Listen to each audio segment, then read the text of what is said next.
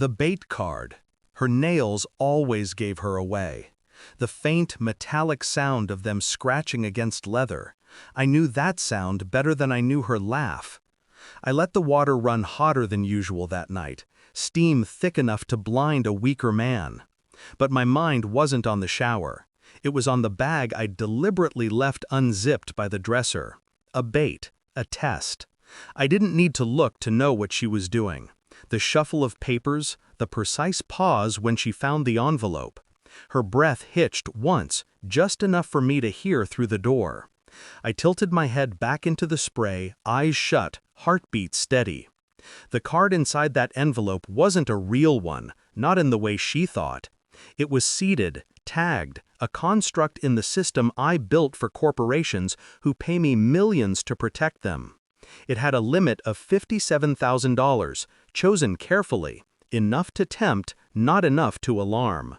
I knew she'd take it. I wanted her to. When I turned off the water, the room outside was already rearranged. My bag closed neatly, my shirts folded differently than I'd left them. She was sitting on the bed, scrolling her phone as if she hadn't touched a thing. Her voice was casual, rehearsed. "Long shower." I smiled back. Cold, needed it. But in my head, the timer had already started. The charges began trickling in by dawn. Not groceries, not gas, not anything domestic. Luxury, always luxury. A resort in Santorini, canceled and rebooked within the same hour. A spa package in Vienna, jewelry from Paris. Then, the real one. The pair of first-class tickets to London, departing that evening. 2 names, hers and his. His. My chest hollowed out when I saw it, though I'd been bracing myself for months. The late meetings, the constant phone turned face down, the sudden obsession with Pilates and silk lingerie she never wore for me. She wasn't just careless, she was bold, confident I'd never notice, never suspect. But I'm a cybersecurity expert. Suspicion is my bloodstream. I went into the office that morning and no one noticed anything unusual. They never do.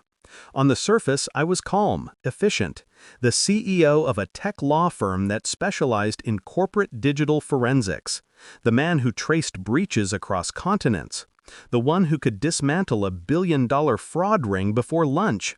And yet, in my own home, betrayal had bloomed under my nose. At noon, she texted me, "Dinner tonight? I miss you." I almost laughed at the screen, the gall of it.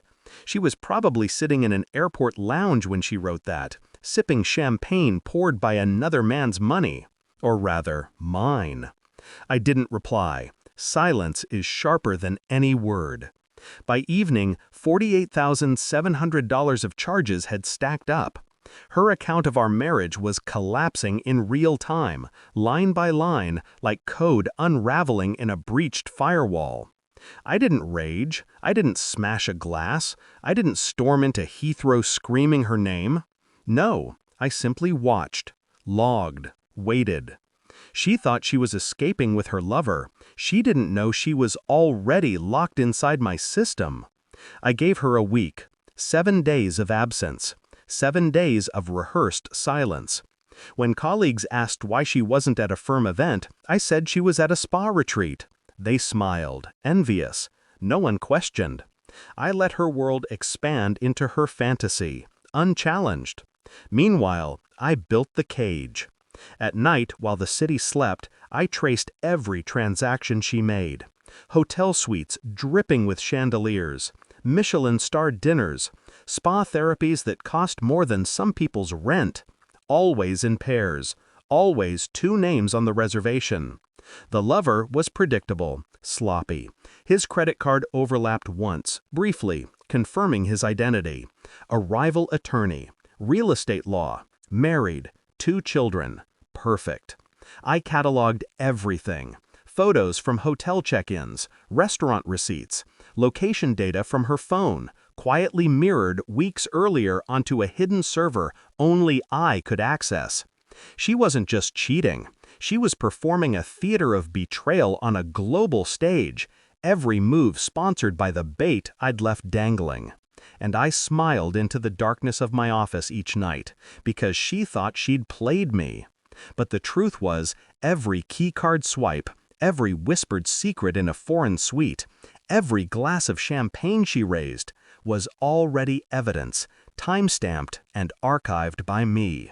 Not just as a husband, but as a man who makes empires bleed in courtrooms. I didn't plan to confront her with screams, no. I wanted her world to collapse under the weight of its own arrogance. When she came home, she wouldn't be facing a wounded husband. She'd be facing her own prosecutor. A week later, she returned. The key turned in the lock like nothing had happened.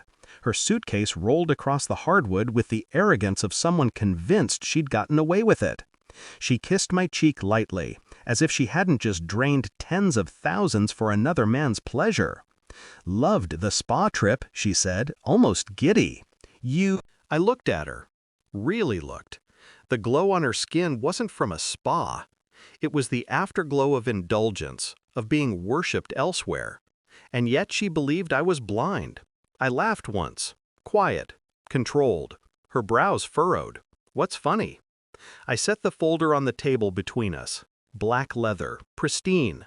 My work folder. She recognized it instantly, her smile twitching. "Open it," I said.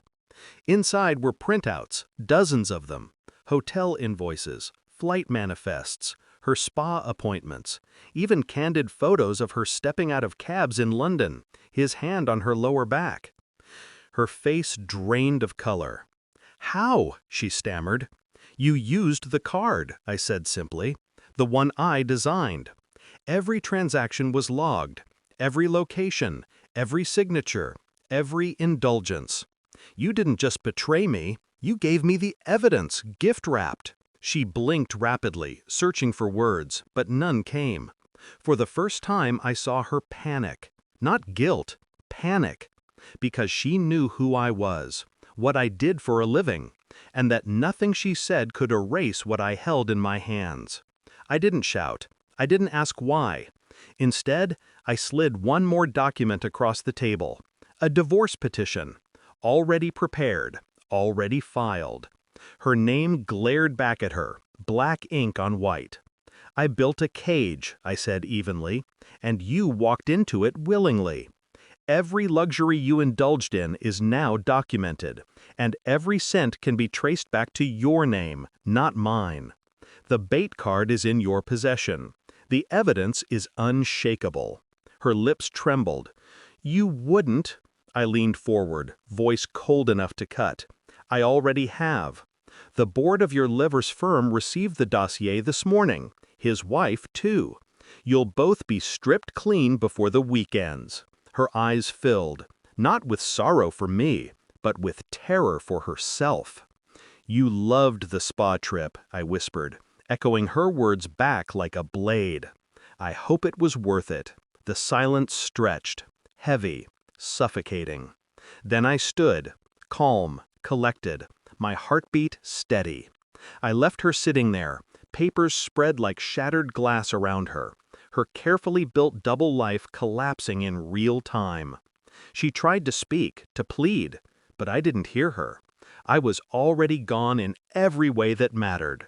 That night, I packed my bag. Not hers, mine. The house felt strangely quiet, like a server farm shut down after years of endless hum. I thought I'd feel rage, or grief, or something heavy enough to crush me, but I didn't. I felt nothing. Because in truth, she'd been gone long before the tickets, before the hotels, before the lover. She'd been leaving piece by piece, lie by lie. And now she was nothing more than a file closed, archived, forgotten. I locked the door behind me for the last time, walking into the cold night without looking back. In my world, betrayal is just another breach, and breaches always leave a trail. The trick is knowing how to follow it, and how to end it. I had. Quiet, brutal, final.